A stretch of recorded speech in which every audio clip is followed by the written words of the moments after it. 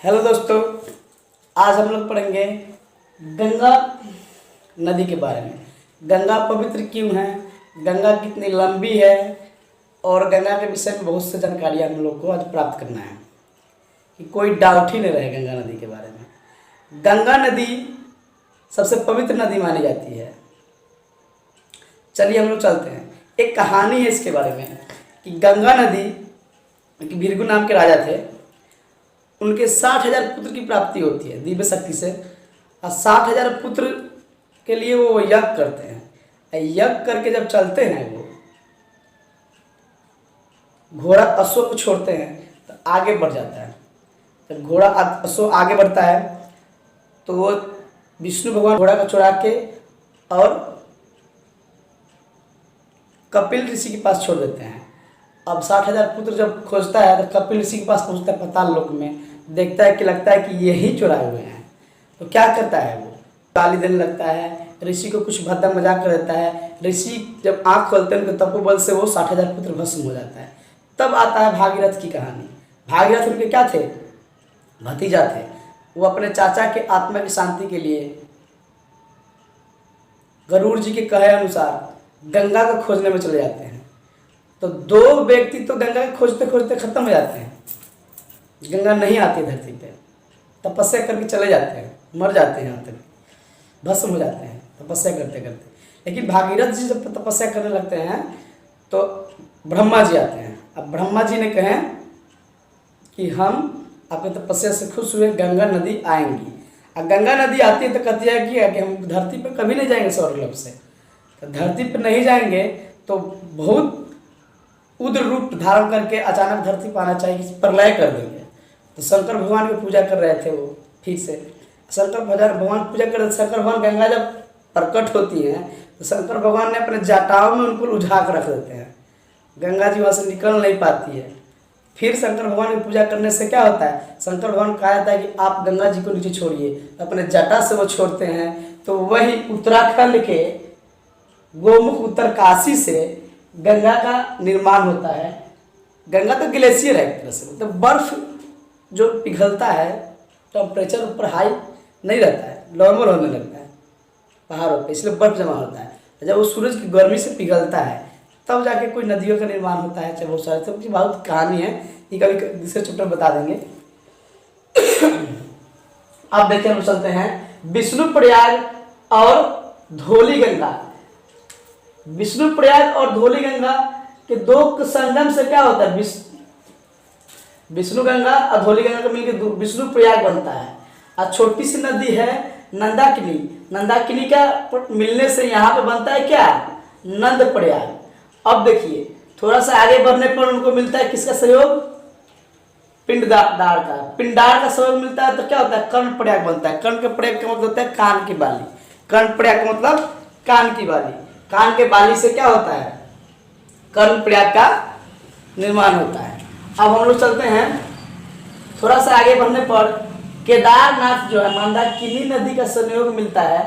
सहयोग मिलने से क्या होता है, रुद्र प्रयाग बनता है। रुद्र का मतलब होता है रुद्र, इतना होता है रुद्र। रुद्र प्रयाग इसलिए नाम रखा गया, कृष्ण भगवान के रुद्र माला पहनते थे तो उनके ही नाम से रुद्र प्रयाग बना दिया गया। और मंदाकिनी थोड़ा बहुत लंबी नदी है, केदारनाथ से जो निकलती है। और रुद्रप्रयाग जहाँ मिलता है उसको कहा जाता है अलखनंदा। अब देखिए अलखनंदा बन के जब गंगा आगे बढ़ती है तो उत्तरकाशी से जो गोमुख से निकला हुआ है नदी, तो इससे भिलांगना नाम की नदी का संयोग मिलता है। छोटी सी नदी है बहुत, भिलांगना नदी का संयोग मिलता है। और उस जहाँ संयोग होता है वहाँ पर टिहरी बांध का निर्माण होता है। क्या चीज़ का निर्माण होता है, टिहरी बांध। टिहरी बांध 260 किलोमीटर लंबा है, मतलब ऊंचा। टिहरी बांध 260 किलोमीटर मतलब नहीं किलोमीटर, सॉरी 260 मीटर ऊंचा है। टिहरी बांध पर जाइएगा ना तो आप जमीन से लेके ऊंचाई देखिएगा तो 260 मीटर की ऊंचाई है। कितना है, मीटर की ऊंचाई है। अब हम लोग चलते हैं एक टिहरी बांध, एक देखिएगा कभी सुनने को मिलता होगा भाखड़ा बांध। तो भाखड़ा बांध के 225 मीटर है गहराई है, इसका ग्रेविटी ध्यान दीजिएगा। भाखड़ा बांध की गहराई है और टिहरी बांध की ऊंचाई है। ये दोनों में अंतर है।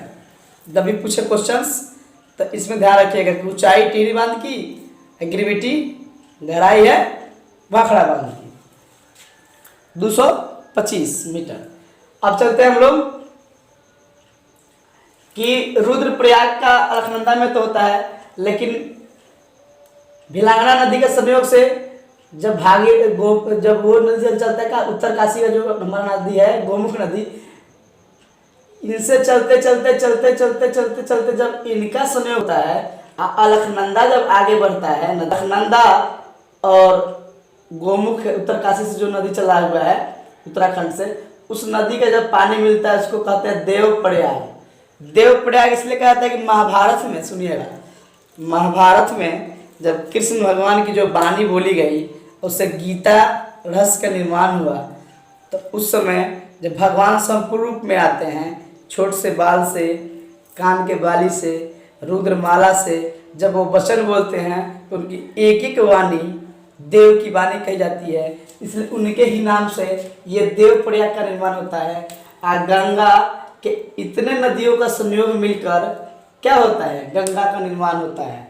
इतनी लंबी गंगा देखिए कौन कौन से हैं, विष्णु गंगा धौली गंगा मिला, विष्णु गंगा धौली गंगा मिल के क्या होता है हम लोग का विष्णु प्रयाग बनता है। इसमें नंदाकनी नदी का संयोग होता है तो क्या होता है, नंद प्रयाग बनता है। फिर आगे चलने पर पिंडार कर्ण प्रयाग होता है। केदारनाथ से मंदाकिनी के संयोग होने पर अलकनंदा बनता है। अलकनंदा जब आगे बढ़ती है तो उसमें गोमुख से जो उत्तर काशी से जो नदी निकली है, भिलांगना बांध का संयोग मिला, टिहरी बांध बना 260 मीटर ऊंचा। ये जब आगे बढ़ता है तो देवप्रयाग, दोनों नदी को मिलने से देवप्रयाग बनता है, और देवप्रयाग बनने के बाद आगे जाके क्या होता है, गंगा नदी का निर्माण बहुत संपूर्ण हो जाता है। अब हम लोग पढ़ेंगे कुछ विशेष, तो इसमें अंदर चलते हैं। भागीरथी जो है, गंगा को हम भागीरथी नदी के नाम से भी जानते हैं। तो क्या 200 इसका 2525 किलोमीटर की लंबाई है। किसकी लंबाई है? 2525 किलोमीटर गंगा नदी का। अब हम लोग चलते हैं भारत के सबसे बड़ी नदी के रूप में किसको जाना जाता है? भारत की सबसे बड़ी नदी के रूप में गंगा नदी को ही जाना जाता है। गंगा नदी किन देशों से होकर गुजरती है? 3 देशों से। याद रखने वाली बात है कि गंगा नदी किन किन देशों से होकर गुजरती है। तो गंगा नदी है 3 देशों से होकर गुजरती है।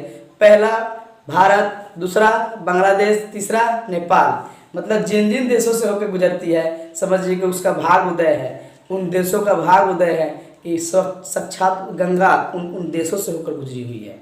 क्योंकि गंगा नदी सभी देशों में नहीं जाती है और सभी देशों में नहीं बहती है, ये 3 देश में ही बहती है। क्योंकि ये तीनों देश पहले एक ही देश में था, भारत के अंदर से सब निकला हुआ है, अखंड भारत से, तो इसलिए इन 3 देशों से होकर गुजरती है। अब देखिएगा 3 देश में तो ना जाने हम लोग किन किन राज्यों से होकर गुजरती है, हम लोग जानते हैं। कोई कोई पूछ जाता है कि बताओ, 3 देश तो बता दिया, लेकिन हमारे कोई हमसे कुछ पूछ देता है कि गंगा नदी है किन किन राज्यों से होकर गुजरती है, किन किन राज्यों से होकर गुजरती है, तो हम लोग जानेंगे। उत्तराखंड कहाँ से गुजरती है? उत्तराखंड से तो चलती है यूपी, उत्तर प्रदेश, बिहार, झारखंड और पश्चिम बंगाल। मतलब क्या 1 2 3 4 5 राज्यों से होकर गुजरती है। 3 देश 5 राज्य, ठीक है। अब कोई पूछ देगा कि किन किन शहरों से होकर गुजरती है, तो ध्यान दीजिएगा, जहां जहां पे ये गुजरी उस शहर का नाम क्या हो गया? पवित्र होते चला गया। शहरों से ऋषिकेश कहां से गुजरती है? ऋषिकेश से। देवप्रयाग से, प्रयाग जानते हैं हम लोग, कहते हैं इलाहाबाद को।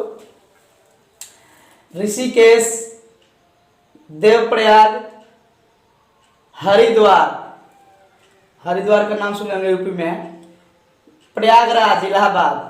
देवप्रयाग जहां मिला है उसको देवप्रयाग कहते हैं इस जगह को। कन्नौज, पटना, कानपुर, वाराणसी, मिर्जापुर, इन जिलों से होकर गुजरती है। किन किन शहरों से, मतलब क्या इन शहरों से गुजरती है। अब पंजाब में कौन सा बांध का निर्माण हुआ है? पंजाब का निर्माण हुआ 225 मीटर का ग्रेविटी वाला, जो कहता है ना 225 मीटर ग्रेविटी गहराई है। अब गंगा नदी तो हम लोग इस रास्ते को हम लोग जान गए हैं, ठीक है। लेकिन जहाँ जहाँ से ये हमारे भारत के हर कोने कोने से फैली हुई है, तो हरियाणा वाले, यूपी वाले सभी गंगा नदी को कहते हैं कि ये नदी है, ये नदी है। इन नदियों के संयोग से एक संपूर्ण गंगा का निर्माण होता है। अब गंगा नदी का पानी क्यों मीठा होता है और इतना शुद्ध होता है, देखिए हम लोग जानते हैं। गंगा नदी के पानी में कीटाणु इसलिए नहीं लगता क्योंकि बैक्टीरिया पीएच की वजह से, मतलब बैक्टीरिया फेज नामक के वजह से उसमें जीवाणु नहीं लगते हैं। उस पानी में बैक्टीरिया फेज होता है, पाया जाता है। कैसे? जब इतने सारे नदियों का संयोग होगा तो उस पानी में अलग अलग टाइप्स के क्या होता है, मिलते हैं। अब मिलने से बैक्टीरिया फेज अपने आप पानी में उत्पन्न हो जाता है। और उस बैक्टीरिया फेज से क्या होता है कि बैक्टीरिया उसमें लगने नहीं देता है, वो कुछ जहर के समान हो जाता है। बैक्टीरिया के लिए, हम लोग के लिए नहीं, पानी पीने वाले के लिए नहीं, बैक्टीरियाओं के लिए। वो बैक्टीरिया उसमें जाता है और वो मर जाता है, इसलिए पानी कभी सड़ता ही नहीं है। उसमें बैक्टीरिया ही नहीं लगेगा कि सड़ेगा। तो बैक्टीरिया फेज नामक याद रखिएगा, बैक्टीरिया फेज नामक पीएच के वजह से उसमें कीटाणु नहीं लगते हैं, इसलिए गंगा का नदी हम लोग क्या होता है, पवित्र मानते हैं, बैक्टीरिया फेज की वजह से। ये हम लोग नहीं कह रहे हैं, ये साइंटिस्ट ने पता लगाया कि आखिर हर नदी के पानी में कीटाणु लग जाते हैं, लेकिन गंगा में क्यों नहीं लगते, इसलिए गंगा को पवित्र माना गया। और ब्रह्मा जी भी कहे थे कि जब तक धरती पे गंगा रहेगी तब तक पवित्र के नाम से जानी जाएगी, और जिस दिन गंगा सूख जाएगी समझिए कि उस दिन दुनिया का अंत हो जाएगा, अब फिर से सतयुग का प्रारंभ होगा। गंगा अंतिम चरण में कलयुग के, ये गंगा पूरी तरह सूख जाएगी। जब कलयुग का अंत होना शुरू हो जाएगा तो गंगा नदी पूरा सिमट के इतनी पतली और सूख के खत्म हो जाएगी। समझ जाइएगा कि अब हम लोग का नाश होने वाला है और नई युग का प्रारंभ होने वाला है, सतयुग का। अब देखिएगा, हम लोग को याद करने के लिए एक और चीज़ है कि कोई कोई पूछ देता है कि अच्छा बताओ कि कितने प्रयाग हैं, मतलब कितने प्रयाग है। तो हम लोग ध्यान रखेंगे, हम लोग के 5 प्रयाग हैं। हम शुरू में ही आपको 5 प्रयाग बता दिए हैं, लेकिन फिर से याद रखिएगा। विष्णु प्रयाग, विष्णु भगवान थे पहले, ध्यान रखिएगा। विष्णु प्रयाग, विष्णु भगवान का है रूप बदल बदल के राम जी, कृष्ण जी और कई भगवान के रूप में जन्म लिए हैं, 10 गो अवतार लिए हैं। यहाँ तक कि हमारे महात्मा बुद्ध को 10वां अवतार कहा जाता है, जिनका ज्ञान प्राप्त गया में हुआ था, ठीक है। और विष्णु प्रयाग विष्णु के नाम से जाना जाता है। नंद प्रयाग, कृष्ण जी जब छोटे थे तो नंद लाला उनको बुलाया जाता था। क्या बुलाया जाता था? नंद लाला, क्योंकि नंद जी उसको पोसे थे। जन्म देने वाली देवकी माँ थी, नंद जी उनको पोसे थे, इसलिए नंद के नाम से भी जाने जाते हैं। तो नंद प्रयाग बना उनका नाम। फिर जाते हैं कर्ण प्रयाग। जब कृष्ण भगवान छोटे थे तो थोड़ा सा सियान हुए तो उनकी कान की बाली उनको पहनाई गई, बचपन से ही थोड़ा सा सियान हो गए तो कान की छदाई उनकी हुई और कान की बाली पहन लगे, तो उनके ही नाम से कर्ण प्रयाग समझिए। कर्ण से कान, कर्ण प्रयाग बना। अब हम लोग चलते हैं रुद्र प्रयाग। रुद्र की माला पहनते थे कौन? कृष्ण भगवान। ऐसे तो माला बहुत से पहनते थे, हीरे मोतियों की, बहुत सारे रत्न की, लेकिन रुद्र की माला एक पहनते थे मैं, इसलिए उनको रुद्र प्रयाग के नाम से भी हम लोग जानेंगे। और एक देव प्रयाग, तो देव प्रयाग इसलिए कहा गया कि भगवान कृष्ण जब संपूर्ण ज्ञानवान बन गए, मतलब पहले बाल लीला करें तब तक उनको भगवान नहीं माना गया था। जब तक लीलाएं करते रहे भगवान नहीं माना गया।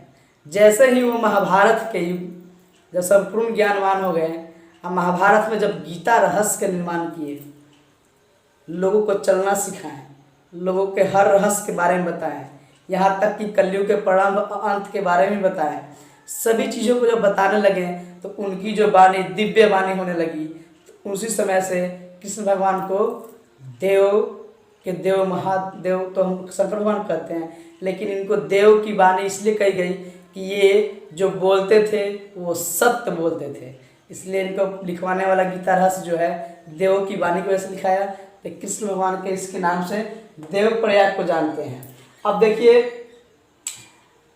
हम लोग गंगा के बारे में संपूर्ण सभी क्वेश्चन को जान गए हैं। हमारे चैनल को सब्सक्राइब कीजिए।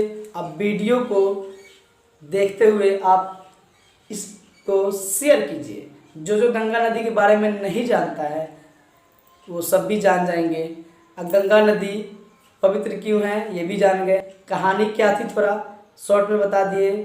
किन किन जगह से मिलके कौन कौन से शहर गुजरा हुआ है, कौन कौन से राज्य है, कौन कौन से देश हैं, इस सभी चीज़ों के बारे में हम लोग जान गए हैं। संपूर्ण जानकारी के लिए धन्यवाद। Thank you.